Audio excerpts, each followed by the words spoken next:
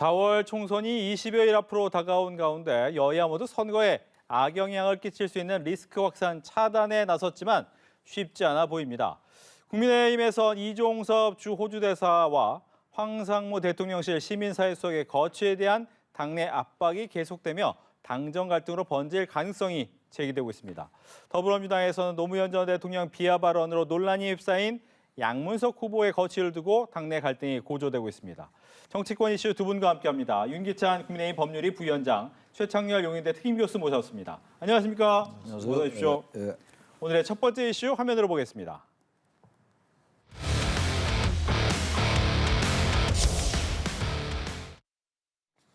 네, 당정 갈등의 재점화라고 제목을 잡았습니다. 지금 이종섭 대사 소환, 즉각 소환, 그리고 이 황상무 수석에 대해서도 좀 거취 표명이 필요하다 이런 얘기가 나오는데 당내 분위기가 어떠해요? 그러니까 후보들 입장에서 보면 사실 그러니까 여론이 굉장히 민감하게 다가오죠. 그러니까 여론이 제대로 만약에 알려지지 않은 사항에 대해서 다소 오해를 하고 계신 사항이라 할지라도 네. 후보자들 입장에서는 그 해당 사안이 얼른 종결되길 바라기 때문에 아마 당 입장에서 보면 대통령실의 여러 가지 대통령실 입장에서 보면 무리한 요구로 보여질 수 있지만 네. 그런 요구를 할 수 있는 상황이기 때문에 그런 이제 상황이 도래된 것 같고 다만 이종섭 장관의 경우에는 한동훈 비대위원장의 그 말이 잘못 와전된 부분이 없잖아 있어요. 네. 한동훈 비대위원장의 말은 뭐냐면 전제가 공수처에서 명확히 빨리 소환해라. 그리고 나서 그 소환에 대해서 빨리 응해라 이런 취지의 주장이었는데 네. 무작정 귀국해라라는 취지로 아마 잘못 전달된 것 같은 뉘앙스가. 소환 자체가 즉각 소환이 아니라 공수처에서 부르면 빨리 와라. 그렇죠. 왜냐하면 이전에 송영길 그 민주당 전 당대표의 경우에도 본인이 무작정 들어왔거든요. 그때 이재명 당대표가 얼른 들어와라. 네. 그래서 들어왔단 말이죠. 들어와서 왜 나 소환하지 않느냐라고 시위까지 했어요. 그렇죠. 이것은 수사기관이 검찰 입장에서 보면 준비가 안 됐는데 부를 수가 없는 거잖아요. 그러니까 지금 한동훈 비대위원장이 얘기한 것은 그런 취지에 비춰보면 공수처가 빨리 입장을 정해서 소환 날짜를 통보하든지 네. 아니면 소환 일정을 예정 통보를 하든지 공개적으로 어떤 행보를 해야 되는 것이고 그에 따라서 이종섭 주 호주 대사도 부르면 바로 와라 이런 취지의 주장이었지 무작정 귀국해서 대기하라 이런 취지의 주장은 아니었던 거죠. 알겠습니다. 어떻게 들으셨습니까? 일단 현장에서는 아마 후보들이 굉장히 위기감을 느끼고 있을 겁니다. 특히 수도권의 경우는 말이죠. 네. 그러니까 대통령실과 이 후보들의 온도차가 분명히 있어요. 대통령실은 여권이라 하더라도 직접 선거를 뛰는 그런 조직이 아니거든요. 그러니까 정당이 직접적으로 피부로 느끼니까 나경원 후보라든지 이용 후보의 경우야말로 신윤 초선의 대표적인 명사 그분 아니었습니까? 네. 근데 이제 자신이 뛰어보니까 하남 갑이죠. 이용 의원이. 하남 갑에서 뛰어보니까 수도권이고 그러니까 민심이 안 좋은 걸 느꼈을 겁니다 아마. 그러니까 지금 황상무 수석의 그 발언이라든지 이종섭 대사의 그 이른바 그 피의자가 핵심 피의자가 이제 대사로 발령받은 것 출국 금지를 해제하고 말이죠. 이런 것들 이런 부분들이 아마 여론이 안 좋을 수밖에 없어요. 제가 볼 때 그렇습니다. 그래서 이제 이런 발언을 냈는데 한동훈 위원장도 비대위원장으로서 수사를 이 현장을 지휘하니까 그런 얘기 안 할 수가 없죠. 근데 이 부분이 이제 당정 갈등으로 이제 얼마나 비춰질까의 문제인데 전 당정 갈등까지 갈 것 같지는 않은데 이건 당정 갈등이 아니냐가 중요한 게 아니라 선거가 20여일밖에 안 남았잖아요. 그렇죠. 근데 이 부분을 만약에 지금 대통령실의 그 앞으로 결단이 어떻게 될지 모르겠습니다만 지금으로 봐가지고는 별로 그렇게 크게 당의 어떤 그 목소리에 반응하는 것 같지 않거든요. 예. 그럼 이게 뭐 당정 갈등이라도 좋고 갈등이 아니라도 좋은데 국민의힘으로서는 상당히 수도권에서 말이죠. 지금 박빙인데다가 좀 열세인 것 같은데 뭐 제가 정확히 모르겠습니다만 대체로 그런 것 같아요 분위기가. 그런데다가 이런 이제 악재가 터졌는데 여기서 여기에 대해서 책임지고 대처하는 모습 자체가 이게 국민들의 여론과 반응하지 않는단 말이죠. 저는 이게 국민의힘의 특히 수도권 중도층 선거 이른바 스윙 보터들에게는 상당히 큰 악재로 나갈 수 있다고 생각합니다. 예. 특히 이제 황상무 수석 같은 경우에는 이 거취를 얘기를 하긴 하는데 대통령실 입장에서 또 여기에 대해서 얘기하기가 또 껄끄러운 것 같기도 하고 어떻게 결론이 날 것 같습니까? 그러니까 이종섭 전 장관의 경우는 사실 이 공적인 그 실제 임명이 되고 또 파견이 돼가는 과정에 문제가 좀 없었다고 봐요. 왜냐하면 이전에 그 조국 전 장관도 장관을 임명할 당시에 기소된 상태에서 임명을 했잖아요. 그러니까 그거 비춰보면 임명권자 입장에서 보면 특별하게 문제가 되지 않는다 싶으면 임명하는 건 문제가 없어요. 그리고 호주로 출국하는 과정도 사실은 그 출금이 해제된 이유에 갔기 때문에 큰 문제가 없어 보이는데 저는 프레임에 걸려들었다고 보는 거죠. 거기에 대해서 후보자들도 마찬가지입니다. 적극적으로 설명할 필요가 있어요. 이 부분은. 이게 정상적인 공무집행이었고 출국이었고 또 공수처의 수사에 응한다는 이 약속을 하고 나간 거기 때문에 아무런 문제가 없어요. 오히려 저는 공수처가 여기에 대해서 명확한 입장을 표명하지 않는 것이 이것이 또 국민적 의혹을 키운다라고 생각을 합니다. 이 부분은 후보자들도 명확히 그 유권자들한테 설명해야 되는 부분이고요. 다만 이제 황상무의 경우에는 시민사회 수석이라는 게 사실 시민단체하고 긴밀한 협조를 해야 되는 과정입니다. 그 협조 과정에서도 언론하고도 또 접촉이 잦고요. 그렇죠. 그러니까 본인은 해명 그렇게 합니다. 저도 간접적으로 들어보니까 예전에는 이런 식의 일들이 있었는데 지금은 언론에 간섭할 수가 없는 상황이다. 결론은 그거였어요. 그런데 그 본인이 이제 언급한 부분들이 이런 칼 또는 뭐 본인이 정보사 출신이다 이런 부분이 맞다 그러면 이거는 부적절한 언어를 쓴 것이죠. 그래서 본인 취지에 어긋난 상대방에게 그런 메시지가 전달됐다 하더라도 일단 이렇게 전달된 이상 이 부분은 뭔가 마무리를 져야 돼요. 어물쩍 넘어갈 수는 없는 것이고 저는 개인적으로 대통령실의 입장을 떠나서 저 부분만큼은 당에서 요구하는 부분이 맞다. 그래서 이 부분은 거치가 어느게 결정이 돼야 되지 않나 싶습니다. 예. 지금 얘기 중에 공수처가 빨리 조치를 취해라. 근데 공수처가 조치 취할 수가 없는 게 수장이 없어. 지난번에 왜 송영길 대표 때는 왜 그렇게 얘기 안 하지 않았어요? 검찰이 소환하라고 송영길 대표가 찾아갔었잖아요, 검찰을. 근데 검찰의 얘기가 뭐였습니까? 준비가 우리가 안 돼 있다. 그리고 이쪽에 한동훈 위원장도 그러니 한 걸로 제가 기억하는데 검찰은 검찰도 수사 일정이 있는 것이다. 그게 맞는 말이죠. 이제와서 왜 갑자기 소환하라고 그럽니까? 그러니까 이 도저히 앞뒤가 맞지는 않아요. 정치는 그 이른바 내로남불인데 제가 볼 때는 지금 이 이종석 대사로 임명한 것 자체가 잘못된 것 같아요. 제가 볼 때는. 어제 수사 외압 의혹 사건의 핵심 피의자예요. 피의자를 굳이 임명할 이유가 뭐가 있습니까? 좀 어느 정도 이게 클리어가 되고 어느 정도 해소가 된 다음에 임명을 해야죠. 그러니까 조국 전 장관 말씀하시는데 그때도 잘못된 거죠. 기소된 사람을 왜 임명합니까? 그래서 조국 사태 맞이한 거 아니었어요? 그때 비판하고 왜 이제 와서 왜 그대로 따라하냐고요. 그래서 여론이 안 좋은 겁니다. 국민들이 바보가 아니에요. 그냥 아무 생각 없이 여론이 안 좋은 게 아니거든요. 근데 이걸 지금 대통령실은 지금 강변하고 있는 거예요. 절차에 문제가 없다. 뭐가 절차에 문제가 없습니까? 아니 출국 금지가 임명된 다음에 해제했잖아요. 그리고 출국 금지된 걸 모르고 임명했다는 거 아니에요? 출국 금지 누가 합니까? 법무부가 하는 거잖아요. 공수처는 출국 금지할 자격도 권리도 없어요. 권한도 없고. 근데 지금 대통령실도 몰랐다. 처음에 나온 얘기가 그거였어요. 누가 그걸 믿겠냐고요, 도대체. 그러다 보니까 야당에서 비판적 관점에서도 이게 뭔가 도피시키려 했던 게 아니란 오해인지 아닌지 모르겠습니다. 그렇게 얘기가 나올 수밖에 없다고요. 그럼 이거를 그렇게 했으면은 빨리 시정을 해야 돼요. 근데 자꾸 절차에 문제가 없다라고 얘기하니까 언론은 자꾸만 쓰는 거고 야당은 계속 공격하는 거고 그 밑이 아니라 그 현장에서 뛰는 그 후보들은 정말 한 표가 중요한데 이 수도권은 워낙 박빙이잖아요, 어차피. 이 상황 속에서 이걸 대통령실이 이렇게 안이하게 대처하는 걸 볼 때 민주당이야 당연히 이제 공세적으로 나가는 건 당연한 겁니다. 지금 여야 마찬가지입니다. 그건. 근데 아무튼 중요한 거는 황상무 수석도 마찬가지예요. 이런 말을 하는 사람은 사퇴시켜야죠. 그럼 본인이 사퇴해야 되는 거 아닙니까? 근데 이걸 저는 우리나라 정치가 정말 이상해요. 이런 부분을 그냥 가지고 가면서 뭐 취지는 그게 아니다. 맥락. 이 발언 나올 때 항상 나오는 얘기가 뭔지 아세요? 맥락이 그거 아니다라는 거예요. 맥락 보니까 그거였더라고 제가 보니까. 그런 게 깔려있지 않았겠어요? 근데 그걸 당연히 거취를 빨리 표명해야 되는 거죠. 그 선거를 어떻게 치릅니까? 그 앞으로 윤석열 대통령은 임기가 3년 남았어요. 네. 그럼 만약에 야당이 이기면 이거 어떻게 감당합니까? 저는 이런 것들이 전반적으로 소탐대실하는 것 같아요. 뭐 야당도 공격할 게 되게 많은데 야당에 대해서도 비판할 게 대단히 많은데 지금 여당 얘기를 하니까 얘기인데 여권 얘기를 하니까 얘기인데 저는 이걸 좀 크게 봐야지 정치를 너무 그 앞에 있는 것을 집착하는 것 같다는 말씀 제가 드립니다. 근데 그 송영길 전 대표 때는 검찰이 분명히 입장을 밝혔어요. 내가 준비가 되면 소환하겠다. 근데 지금 공수처는 전혀 그런 얘기가 없어요. 마치 소환을 피해서 호주로 간 뒤에 소환에 응하지 않을 것 같은 상황이 조성이 됐음에도 불구하고 분명히 입장을 취하지 않아요. 검찰같이 입장을 취하면 됩니다. 우리가 준비가 되면 소환하겠다. 그러면 이종석 장관이 뭐 언론하고 인터뷰했듯이 내가 응하겠다 이러면은 이건 뭐 도주 출국 이런 의혹은 사라지는 거예요. 만약에 그 야당의 주장처럼 지금 공무수행 중에 이종석 전 장관이 귀국합니다. 귀국해가지고 국민의힘의 선거에 도움될 수 있도록 해줘요. 이러면 이거 선거 개입이라고 또 뭐라 그럴 거예요. 대통령이 민생 토론회 주최하고 있는 거 선거 개입이라고 뭐라고 하시잖아요. 근데 지금 원래 업무 정상적 업무 수행하다가 이런 나쁜 여론을 불식시키기 위해서 오로지 선거 국면에 귀국을 한다.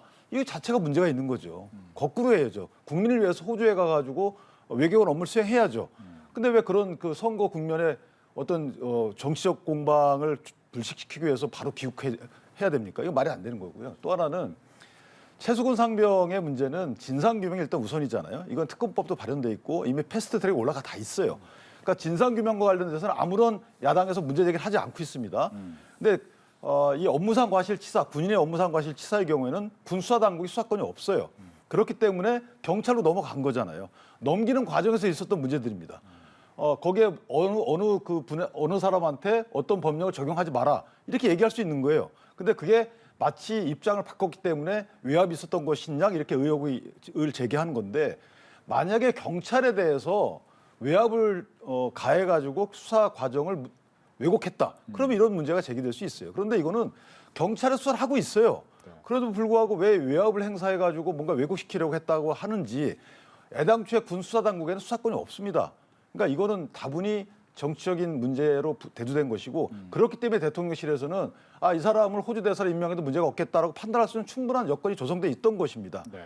따라서 저는 이 부분을 계속 문제 삼는 것은 선거 국면에 민주당의 선거 우위를 점하기 위한 정치 공세다 이렇게 생각합니다. 알겠습니다. 뭐 더 다른 얘기도 해야 되니까요. 이 정도에서 넘어가고요. 도태우 변호사와 장해찬 전 최고위원이 일단 공천이 취소됐는데 무소속으로 나온 이유는 뭡니까? 글쎄 뭐 본인들하고 한테 물어보질 않았어 제가. 네.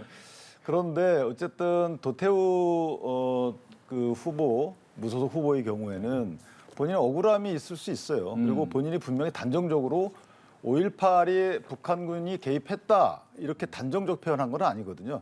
이런 얘기들이 많이 오가고 있으니까 이것들을 포함해가지고 열어놓고 검토 검증해야 된다라는 취지의 주장을 했던 것이에요. 물론 부적절합니다. 왜냐하면 그 당시에 상당한 내용들이 5.18 북한 개입설은 근거 없는 것으로 정리돼가고 있던 때였거든요.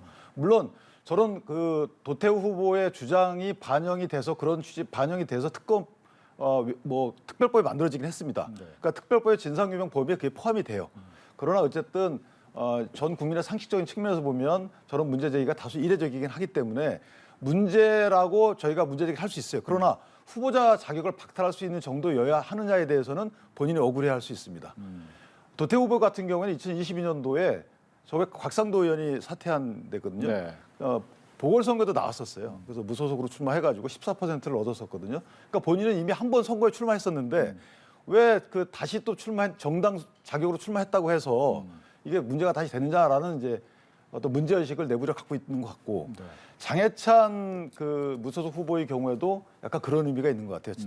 본인은 행동을 이상하게 한 사람들도 다 공천받고 하는데 본인이 10년 전 2014년도 또 2012년도에 있었던 말들 때문에 내가 후보자 추천 대상에서 제외돼야 되느냐 그리고 본인이 여태 이 정당에 대해서 당세 확장에 상당한 공헌을 했음에도 불구하고 이런 것들은 왜 가만히 안 되겠느냐라고 본인 개인적으로 상당한 좀 아쉬움이 있었던 것 같아요. 그런 측면에서 무소속 출마를 했던 것이고 두 지역구 자체가 또 무소속으로 많이 다퉈졌던 곳입니다. 수영구 같은 경우에는 18대 19대인가요? 무소속 후보가 나와서 한 번은 당선이 되고 한 번은 떨어졌던 곳이기 때문에 이런 전력 또는 본인 후보자들의 당에서의 역할 이런 것들이 다 종합된 이런 무소속 출마라고 보고 당 입장에서 보면 상당히 아쉽죠. 네.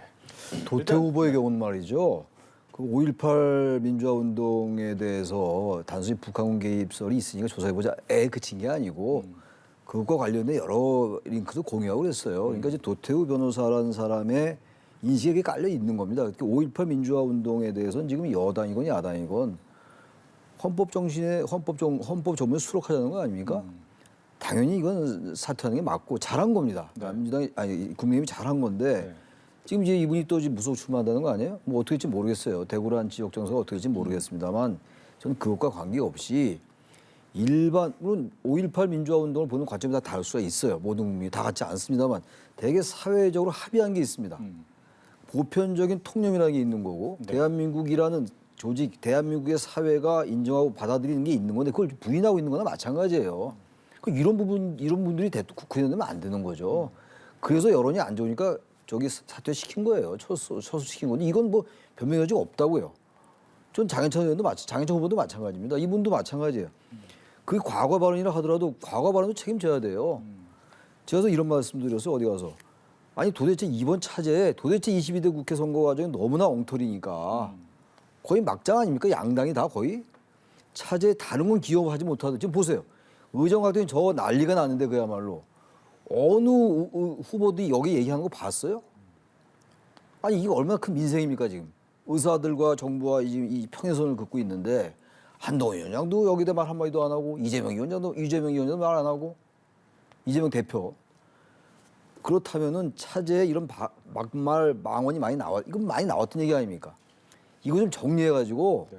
이런 발언에서 아예 국회를 원천적으로 제거해야 됩니다. 그래야 조금이라도 좀 기여하는 거 아니겠어요? 뭘 변명들하고 그러니까 양당에서 나온 사람들이 맨날. 예? 알겠습니다. 받아들여야죠. 국민의힘은 하나만 더 하겠습니다. 비례대표 후보가 나왔어요. 35명. 근데 뭐 여러 분야에 대해서 눈길 가는 사람이 있는데 내부적 반발 얘기를 짚고 넘어가겠습니다. 특히나 이제 김혜지 의원 같은 경우에는 비례대표 연달아 2번 하는 게 맞느냐 이런 얘기 나오고 또 호남의 많은 인사들을 전진 배치해야 되는데 순위권이 없다라는 호남 홀대론까지 함께 나오고 있습니다. 이 부분에 대한 얘기 듣겠습니다. 저도 개인적으로 김혜지 의원은 훌륭합니다만은 네. 훌륭한 거하고 비례대표를 2번 할 당위성이 있는 거 여부하고는 다르다고 생각을 하고요. 김혜지 의원이 비례대표 2번 하는 거는 다소 생각을 좀 해봐야 되는 문제가 하나 있는 것이고 또 하나 이제 호남의 전진 배치 문제가 있습니다. 물론 호남을 대표하는 분들이 몇 분 들어가 계시긴 해요. 네. 이뇨한 위원장도 호남권이라고 볼 수 있는 여지가 있고, 근데 저희 당규에 보면은 어쨌든 호남 분들, 그러니까 15%의 지지율 미만인 지역 분들을 당선권 내에 한 4분의 1 정도를 배치하게끔 돼 있습니다. 이 규정이 물론 뭐 꼭 지켜야 되는 건 아니지만 어떤 그 당규기 때문에 대국민 약속이거든요. 그렇다면 그런 부분을 충족시키는 비례대표 구성이어야 되는데도 불구하고 호남권이 지금 22번, 24번으로 배치가 네. 됐거든요. 그러니까 또 시당위원장이 24번으로 배치가 됐어. 이 부분은 좀 아쉽다. 물론 저게 들어간 모든 분들이 다 훌륭한 분들이고 각 직역을 대표하고 분명히 비례대표의 자격은 갖췄지만 그 내에서 또 더 고민한다 그러면 호남권의 전진 배치 부분, 그다음에 이철규 그 인재영입 위원장이 얘기했던 부분과 같이 또 그 당직 갖고 있는 분들에 대한 배려, 그리고 김혜지 의원의 또 2번 비례대표, 왜냐하면 용해인 의원을 저희가 비판하고 있잖아요. 그렇죠. 물론 용해인 의원하고는 다릅니다. 용해인 의원 같은 경우에는 사실은 정상적으로 3%의 지지율을 확보할 수 없는 정당이기 때문에 본인이 그 봉쇄 조항에 걸려서 못 들어오는 분이에요. 그럼에도 불구하고 연합정당을 통해서 2번씩의 우회 상장식의 비례대표 입성이기 때문에 그 부분은 차원이 다릅니다만은 그 부분과 비교를 넘어서서 국민의힘의 자체적인 기준에 따르면 김혜지 의원은 굳이 저렇게 한 번 더 줬어야 되는가라는 아쉬움은 좀 있어요. 알겠습니다. 저도 그 말씀이 맞다고 보고 또 하나가 지금 아까 잠깐 지적하셨는데 호남이 이제 그 당선권 안에 25% 정도 해야 된다는 게 나와 있다며요 국민의힘에. 근데 그렇지 않았어요. 그런 점에서 이제 비판받을 점이 있는 건데 저는 기본적으로 이 비례대표제를 원래 국민의힘에서 폐지하자는 얘기를 했었단 말이죠. 좀 뭐 비례대표 이제 와서 얘기할 수는 없습니다만 그게 의미가 없는 것 같아요. 논의하는 자체가 이런 식이라면 별로 논의하는 의미가 없어요. 어차피 비례대표라는 게 속되면 줄 잡은 사람이 되는 경우가 대단히 많아요. 공천과 지역구 같은 경우에도 공천 경쟁을 하니까 네. 이건 나름의 경쟁이죠. 경쟁은 경쟁입니다만 뭐 저기 비례대표 원래 비례대표가 어떤 기능 직군을 대표하고 이런 거잖아요. 전문직. 네. 근데 그런 분들 많이 있습니다. 있고 그래서 전반적으로 볼 때 전 뭐 야당도 그럴 것 같아요. 야당도 마찬가지인데 크게 전 논평할 가치도 없는 것 같아요. 어차피 지금 다 뭐 당에 연출 인사면 되는 거고 이렇기 때문에 예. 특별히 뭐 기능 뭐 전문직이라고 보기도 어렵고 그래서 저는 뭐 특별히 잘못된 것 같지도 않고 단지 호남에 그 약속했던 건 안 된다고 그건 비판할 점이고 지적받을 점이지만 특별히 대단히 잘못된 것 같지도 않고 대단히 잘한 것 같지도 않다고 생각합니다. 알겠습니다. 이렇게 해서 첫 번째 이슈를 살펴봤고요. 이제 두 번째 이슈로 넘어가겠습니다.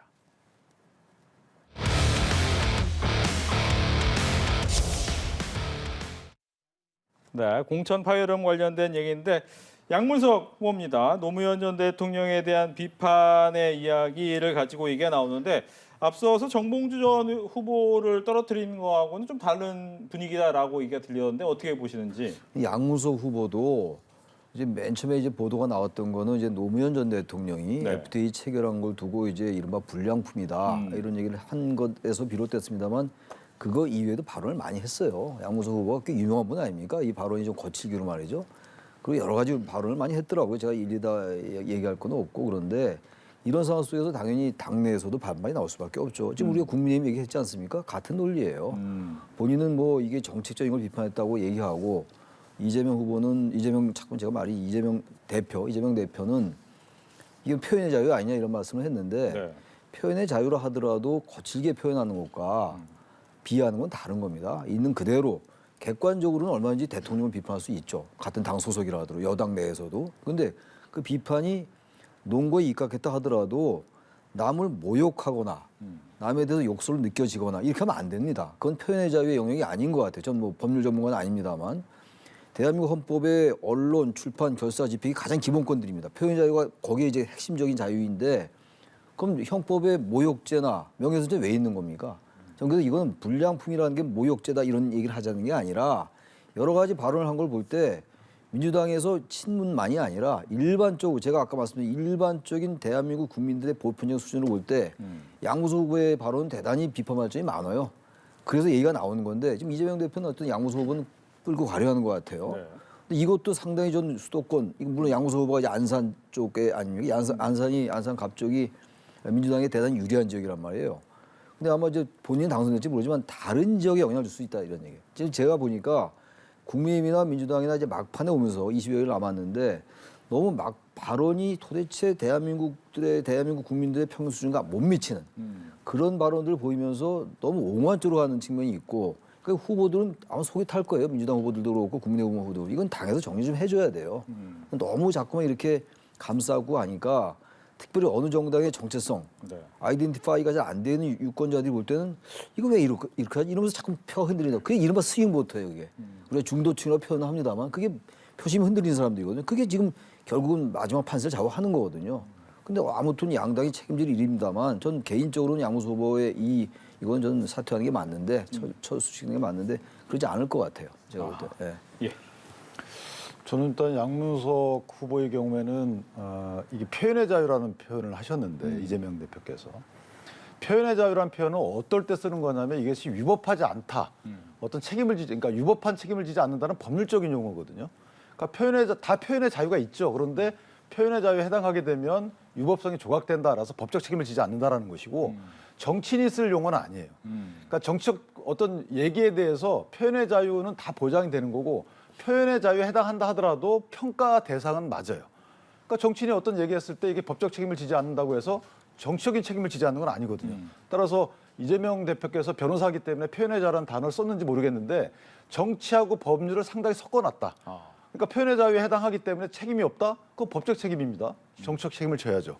그 하나 부분이 문제가 있는 것이고 또 하나는 양문석 후보의 경우에는 여러 가지 비판을 할 수 있죠. 노무현 대통령에 대해서 비판할 수 있습니다. 수위가 강했다 하더라도. 그런데 이재명 대표에 대해서 왜 비판 안 하죠? 그러니까 상당히 편향적이고 여기에 사심이 있다는 겁니다. 그러니까 만약에 공공의 이익을 위해서 본인이 여러 가지 비판을 한다 그러면 그거는 뭐 누구나 다 평가를 받을 수 있어요. 그런데 사심의 범위에서 비판을 했기 때문에 또는 비난했기 때문에 지금 비난의 대상이 되는 거고 이것은 후보자의 자격 유무까지 저희가 생각할 수 있는 여지가 없지 않아 있다. 네. FTA 같은 경우에 지금 잘했다고 하는 평가가 다수잖아요. 그런데 거기에 대해서 본인이 상당한 강한 비판을 통해서 잘못됐고 매국노란 표현까지 썼단 말이죠. 그러면 정치인이 나라를 이끌어가는 입장에서 보면 잘못된 식견을 갖고 있는 거죠. 그 하나도 저분은 정치적인 자격이 없는 거예요. 거기에 대해서 여러 가지 이찍이라는 단어를 썼단 말이죠. 이것은 국민 전체를 대상으로 해서 비난한 거기 때문에 여러 가지 측면에서 보면 민주당이 상당히 아쉬운 결정을 하고 있다. 저는 그렇게 판단합니다. 예. 이제 또 하나 논란이 되는 곳이 이제 서울 강북을입니다. 정봉주 전 의원이 공천이 취소되고 그것도 이제 정봉주 전 의원은 받아들였습니다. 그리고 나서 원래 대결했던 박용진 의원 여기에 다시 조수진 변호사 노무현 재단 이사의 양자 대결인데 일단 박 의원 같은 경우에는 하위 10%니까 30% 마이너스를 받아야 되고 조수진 변호사는 여성의 신이니까 25% 플러스까지 한다면 이기려면 일단 65%를 받아야 이기는 상황인데 전국도 투표더라고요. 이걸 어떻게 봐야 되느냐. 일단 박용진 의원은 안 돼라고 적어놓고 시작하는 거 아니냐라는 얘기가 제일 많아요. 지난번에 저기 졌을 때 정봉주 전 의원에게 박영진 의원이 졌을 때 말이죠. 네. 그때도 64%를 못 얻었어요. 그렇죠. 못 얻었다면 그래서 지금은 얻긴 더 어려울 것 같아요. 그 이번에 뭐 지금 말씀처럼 전국 권리당원이 70% 아닙니까? 그리고 이제 강북 올 지역의 이제 권리당원이 30%인데 전국 권리당원의 입장에서 볼 때는 이거 이재명 대표가 뭔가 가이드라인을 주는 거 아니냐라고 해석할 여지가 있죠. 권리당원들이. 그러니까 이런 구조에서 이기긴 대단히 어려울 거예요. 제가 볼 때는 박용진 의원이 이길 확률은 10%도 안 되고 10%도 아주 넓게 본 거고 한 5%도 안 될 겁니다. 아마. 그런 상황이라서 모르죠. 박용진 의원이 지금 뭐 전국을 다니면서 특히 전북 지역인가 광주 지역, 호남 가서 지지를 호소하는 것 같아요. 왜냐하면 전국 권리당원의 투표가 있으니까 하는 것 같은데 쉽지 않을 것 같고 이거 뭐 박용진 의원도 알고 이재명 대표도 알고 우리 앵커도 아실 거고 저도 알고 우리 유기참에서도 아실 거예요 아마 이건. 이거 박용진 의원을 일단 제끼려고 하는 거 아니겠어요? 지금 30% 감산이 계속 적용되는 거잖아요. 근데 이건 이재명 대표가 마음을 좀 크게 먹으면 이번엔 그래 뭐 일단 신인에게 25% 가산 주는 건 뭐 원래 규정이 그러니까 그건 좋다고 봅니다. 근데 30% 감산 좀 빼자. 그렇게 할 수 있는 거거든요. 정치잖아요, 정치. 헌법에 나와 있는 것도 아니고. 그 여러 가지 논란이 되고 있고. 근데 그렇게 안 하고 있단 말이에요, 지금. 그래서 아무튼 이 부분도 저는 지금 양당이 말이죠. 마지막에 와서 계속 득점할 수 있는 포인트를 자꾸 놓치는 것 같아요. 네. 이게 기회거든요, 민주당한테도. 박jun진 의원이 만약에 공천을 받으면 수도권 민심이 좋아질 거라고요. 근데 그거 어떻게 될지 모르지만 결과는 제가 알 수 없습니다만 이것도 제가 볼 때 이 수도권의 이른바 그 정당 정체성이 좀 희박한 그런 이른바 스윙 보터들에게는 이 박용진 의원의 마지막 이제 경선 과정, 네. 조수진 변호사의 경선을 지켜볼 거라고요. 근데 결국은 왜 이기는 길을 놔두고 자꾸 지는 길을 택하는지 그게 참 이해가 안 가요, 저는 개인적으로. 알겠습니다. 근데 저 부분이 제가 이건 뭐 들은 건데 아. 제가 확인한 건 아닙니다만은 그러니까 조수진 변호사와 박용진 의원이 양자 경선으로 결정된 경위가 네. 그냥 당에서 정한 게 아니고 20명을 놓고 아마 또 이렇게 선발하는 절차가 있었던 것 같아요. 후보군을 어떻게 그렇죠. 뽑느냐. 20명 거기에 이제 뭐 한민수 대변인도 있고 네. 조상우 변호사도 다 포함된 상태에서 20명을 놓고 선택을 하게끔 했더니 저 두 분이 뽑힌 것 같아요. 그렇다면 저기서 이미 이제 민주당 지지층 내지 당원들은 문제가 있는 이재명 대표의 결정이었다라고 인정을 한 거죠. 그러니까 박용진이 다시 뽑힌 거 아니겠어요? 그다음에 한민수 대변인이나 조상우 변호사가 뽑히지 않은 걸로 보면 여기서 이미 경각심이 드러나야 되는데도 불구하고 이렇게 두 분이 뽑히고 나니까 완전히 박용진 의원을 떨어뜨려야 되는 상황이 도래한 거죠. 그렇다 보니까 경선 룰을 또 바꾼 거예요. 그래서 전국 권리당원의 70%, 그다음에 그 해당 지역구 권리당원의 30% 비율을 반영한다는 거 아니겠습니까? 그렇다면 말씀하신 대로 여러 가지 감상과 가상 그 비율을 감안한다면 64% 이상의 득표를 박용진 의원이 해야 되는 상황이라서 네. 어려운 상황이죠, 사실은. 그런 상황에 처한 거기 때문에 저 부분은 자객 공천이 확실하다. 거꾸로 얘기하면 본인의 경쟁 상대를 떨어뜨리기 위한 공천이 아니겠는가라는 세간의 의혹을 사실로 인정하는 이런 경선으로 결정이 아닌가 싶습니다. 예. 그럼 여기서 하나 더 질문을 드리면 네. 지금 뭐 이렇게 선거인단에 들어온 전 총리 같은 경우에도 여기에 대해서 이거 제대로 좀 해주면 좋겠어라는 이제 의사 표현을 했잖아요. 이 부분이 안 받아들여질 수밖에 없는 겁니까? 김부겸 전 총리 네. 말씀하신 거죠. 안 받아들여지는 거죠. 지금 이재명 대표로서는 뭐 확고한 것 같아요. 저도 박용진 의원이 만약에 배치되고 다시 들어오면 그동안 한 달 동안 이 박용진 의원의 책임이 굉장히 커졌어요. 이 경선 관련 보도가 계속 나오면서 말이죠. 당내에서 뭔가 핍박받는 그런 이미지도 생겼고. 약간 바보 얘기를 많이 하더라고요. 바보 노무현. 바보는 저는 뭐 거기까지 비교하고 싶지는 않은데. 네. 뭐 누구 뭐 서사가 생겼다 이런 표현을 많이 쓰대요. 서사라는 표현도 쓴 사람도 많던데. 네. 아무튼간에 그러니까 이재명 대표로서는 박용진 의원이 정말로 다시 삼선이 되면 그냥 삼선 되는 게 아니잖아요. 엄청난 난관을 뚫고 되는 거라서 그 박용진 의원이 기존에 기왕에 그 당권 대권 도전을 했던 사람 아닙니까? 그러니까 굉장한 경쟁 상대가 될 거예요.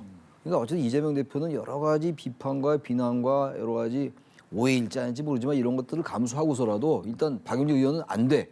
라는 생각이 좀 있는 것 같아요. 그죠? 이렇게 철저하게 하진 않을 것 같단 말이에요. 네. 룰까지 바꿔가면서 하고 또 감상 가산 뻔한 거 너무나 이거 불공정해 보인단 말이죠. 저는 이거는 정치라는 게 권력 투쟁이니까 파워 스트로우니까 좋아요. 이렇게 하는 겁니다. 좋은데 이게 어느 정도 일반인들의 상식에 부합해야 돼요. 권력 투쟁이 뭐 아예 전쟁이 나서 뭐 죽이고 살육하는 게 아니라면 뭐 과거 조선시대 때는 그러긴 그랬죠. 사화당쟁이 그런 거긴 했습니다만 그게 아니라면은 이건 좀 심하다고 느낄 수 있다고요. 이건 제가 볼 때 이재명 대표 이기는 길은 아닌 것 같아요. 네. 당장은 뭐 박 의원을 탈락시켜서 이길지 모르겠으나 크게 봐서 정치를 한다면 전 이렇게 하는 정치는 전 아주 A급의 정치는 아니다라고 생각합니다. 알겠습니다. 이렇게 해서 두 번째 이슈까지 봤고요. 마지막 이슈 넘어가겠습니다.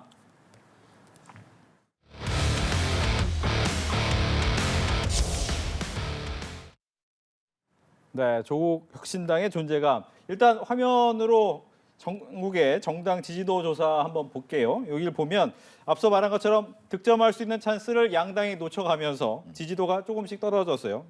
국민의힘의 지지도도 조금 하락했고 민주당의 지지도도 하락을 하고 이 대신 이제 개혁신당이나 새로운 미래 여기에 또 조국 혁신당까지 상당히 많이 좀 올라온 모습인데 어떻게 보셨습니까? 먼저 얘기를 해주시죠. 그러니까 조국 혁신당은 이제 물론 비례대표 공개가 됐으니까 네. 이 공개된 비례대표 명단과 순위가 여론에 어떻게 호소하는지 아직 안 됐으니까. 예, 그게 네. 반영이 되는 시기가 아마 있을 겁니다.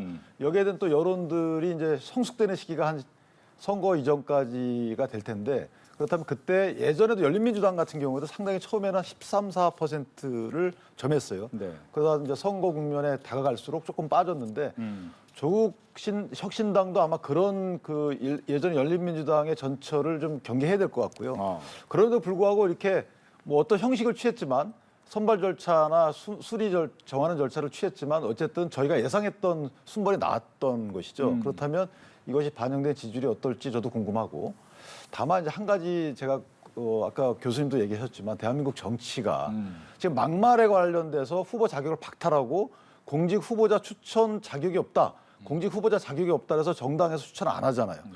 그런데 비례정당에서 재판받고 있는 사람들, 그러니까 막말도 그럴지언데 재판받고 있는데 그 재판받고 있는 피의 사실 내지 피고 사실, 공소 사실이 본인들이 공직 수행할 때 있었던 일들이에요. 네. 개인적인 비위가 아닙니다. 이거 공직 수행 과정에서 있었던 여러 가지 비위가 있는 분들이 1심에서 형을 받거나 수사받거나 또는 2심에서 형을 받은 사람임에도 불구하고 앞순위에 배치한다. 글쎄 이런 정치 현상을 어떻게 평가해야 될지 모를 정도입니다. 네. 뭐 앞서 말씀하셨지만 조국 혁신당의 비례 1번은 박은정 전 검사, 그다음에 2번은 본인 조국 혁신당의 대표 조국 전 장관이 되겠고 보면 이제 8번의 황운하 현 의원이 그렇죠. 가면서 네. 이런 부분이 과연 아직 영향을 미치지 않은 상황인데 나중에 어떻게 될 거냐 이런 얘기도 하셨는데 전반적인 좀 얘기까지 함께 듣겠습니다. 저는 그 생각을 합니다. 지금 조국 혁신당이 이제 조국이 핵심 아닙니까? 네. 그 자기 이름을 넣은 거잖아요. 그렇죠. 한 잔 다릅니다만 네. 아무튼 뭐 같은 거죠. 중위법인 것 같은데 아무튼 이건 되게 씁쓸해요. 어쨌든 기소가 됐고 기소가 된 것뿐만이 아니라 재판 결과가 나왔잖아요. 2심까지. 그럼 사실은 제가 좀 법률가가 아니지만 법률이 하도 많으니까 원래는 법정 구속된 상황이 있을 수 있는 거였잖아요. 2심까지 갔고. 네. 근데 법정 구속이 안 됐어요. 그래서 조국 정당을 창당을 했는데 본인이 2번이니까 사실상 1번이라고요. 여성 1번, 이제 남성 그렇죠. 2번이니까 사실상 1번인데 이건 누가 봐도 셀프 공천이라고 볼 수밖에 없어요. 물론 이제 조국 혁신당을 지지하는 분들은 강력하게 조국 대표를 밀겠습니다만 계속 제가 얘기하는 게 중간지대에 있는 사람들, 특정 정파에 쏠리지 않는 사람들이 볼 땐 이것도 대단히 난해한 거예요. 한국 정치가 정말 이해가 하기 어려운 난해한 영역입니다, 정말. 지금 재판에서 2심까지 실형받은 분이 지금 대법원 판결만 남겨놓은 분인데 정당을 창당해서 상당한 지지를 받고 있다. 뭐 유권자들이 지지하는 데가 할 말은 없어요. 근데 최종 결과를 봐야 돼요. 네. 이건 여론조사이기 때문에 봐야 되는데 일단 그럼에도 불구하고 조국 혁신당을 지지하는 사람들의 결집은 대단히 강한 것 같아요. 2019년도에 그 조국 수호 검찰개혁 외쳤던 그분들이 중심이 되어 있는 것 같은데 그래서 이런 것들이 이런 부분들이 언제까지 한국 정치의 이 발목을 잡고 있을지 사법화된 부분들 정치 사법화 아닙니까 이게? 그래서 이 부분이 참 대단히 안타깝다. 이제 그 말씀으로 가름하겠습니다. 근데 제가 짧게 한 말씀 드리면 조국 혁신당의 미래를 보면 사실은 선명성을 기치로 내걸고 시작을 했어요. 그런데 공교롭게도 정치 공간이 많이 열렸기 때문에 친문을 대표하는 정당으로 또 인식이 돼가고 있는 상황이라 그런 반사 효과를 많이 보고 있는 거고 여기에 더해서 일부 분들이 중도층까지 껴안겠다라는 주장을 하고 있습니다. 그렇다면 이 세 가지가 사실 배치되거든요. 네. 그 세 가지가 배치되고 모순되는 그런 현상을 유권자들이 어떻게 인식할지도 조국 혁신당의 미래를 결정할 요소가 아닌가 싶습니다. 예, 이렇게 해서 두 분과 함께 정치권 이슈 이야기해봤습니다. 오늘 얘기 잘 들었습니다. 고맙습니다.